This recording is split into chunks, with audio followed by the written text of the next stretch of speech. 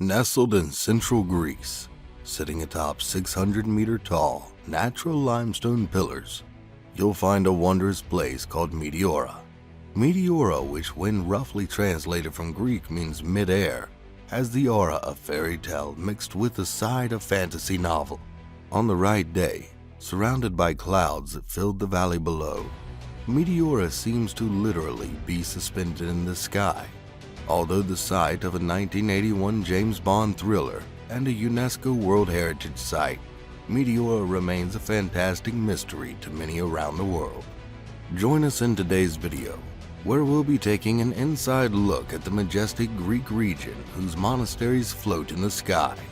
We'll explore when and why they were first occupied, and how they were constructed and what has become of the area over the years. The history. Meteora, a UNESCO World Heritage Site, is known for its picturesque monasteries perched atop its vertical rock pillars. In the 9th century, hermit monks seeking solitude originally ascended these soaring cliffs.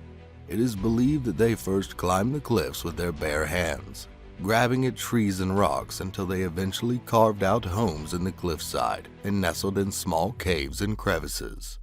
They lived lives of seclusion and isolation, only occasionally exiting their caves to worship and pray. To appreciate how these remarkable monasteries were eventually built in the 14th century, a quick history lesson is in order. By the end of the 14th century, the Byzantine Empire's 800-year reign was drawing to an end, with Turkish invaders increasingly besieging monastic communities in Greece. Hermit monks seeking safety from the then-ruling Ottoman Empire hid in plain sight and settled atop the impassable limestone cliffs of Meteora. Construction.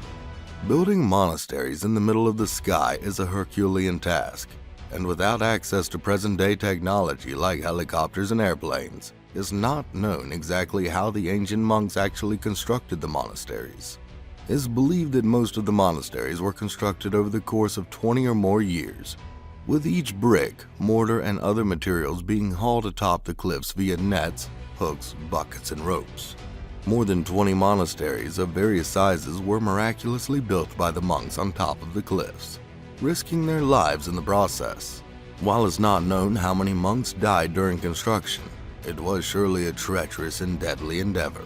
And while only 6 of these monasteries remain today, there are living museums of ancient artwork, ancient construction techniques, religious relics, and clifftop gardens. Construction was certainly a deadly effort. However, Meteora's monastic communities thrived despite the lack of steps and limited access to the outside world. Using scaffolds for climbing and getting supplies, 40-meter-long extendable wooden ladders, and by using nets tied to a hook and hoisted up and down by a rope or retractable ladders, the monks would thrive in safety on the cliff tops.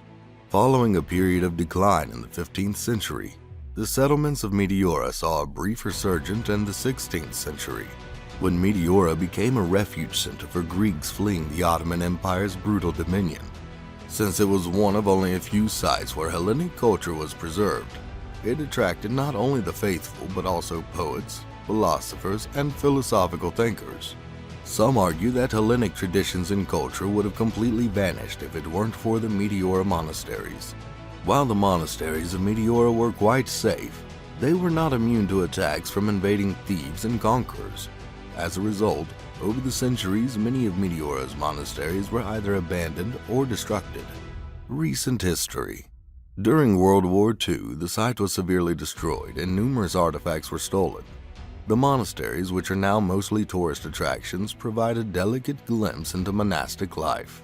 Although at least 30 monasteries were built over the course of history at Meteora, only 6 monasteries remain.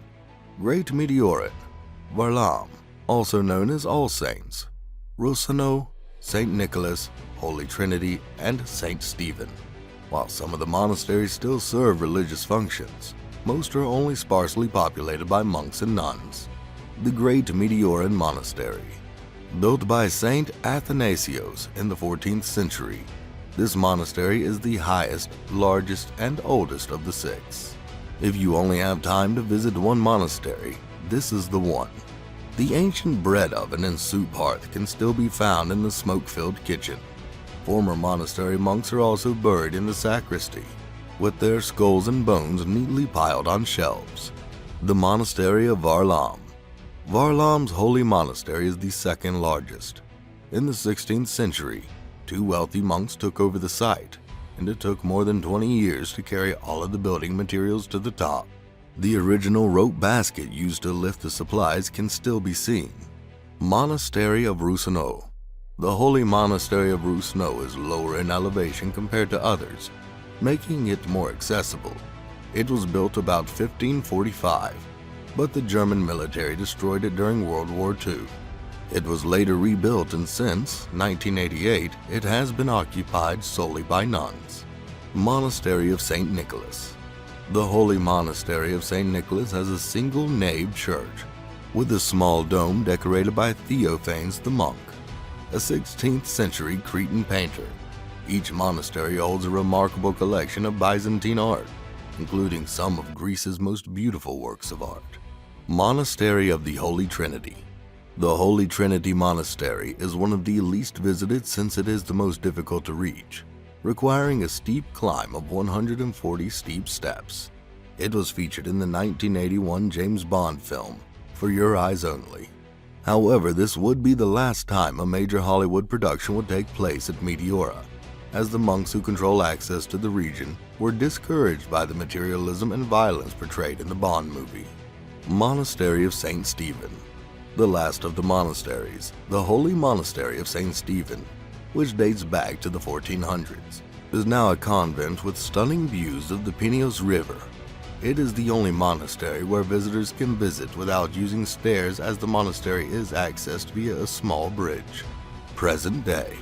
Since the construction of paved roads through the Meteora area in the 1960s, it has been visited annually by thousands of tourists.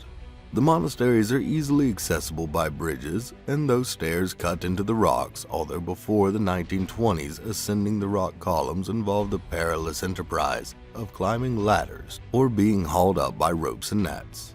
Conservation efforts have been ongoing since 1972 to counter overall decay and the destruction incurred during World War II. When the area was bombed by the German military, ongoing threats to the structures include vibrations caused by low-flying aircraft and damage relating to the area's frequent tremors and earthquakes. With an entrance fee of €3 per person per monastery, a visit to Meteora is both inexpensive and potentially life-changing.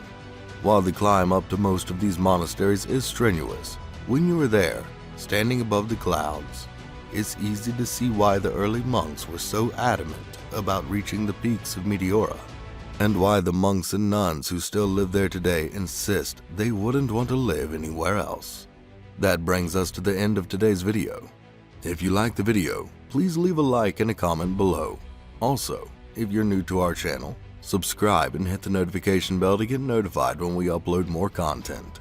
We'll see you guys in the next one.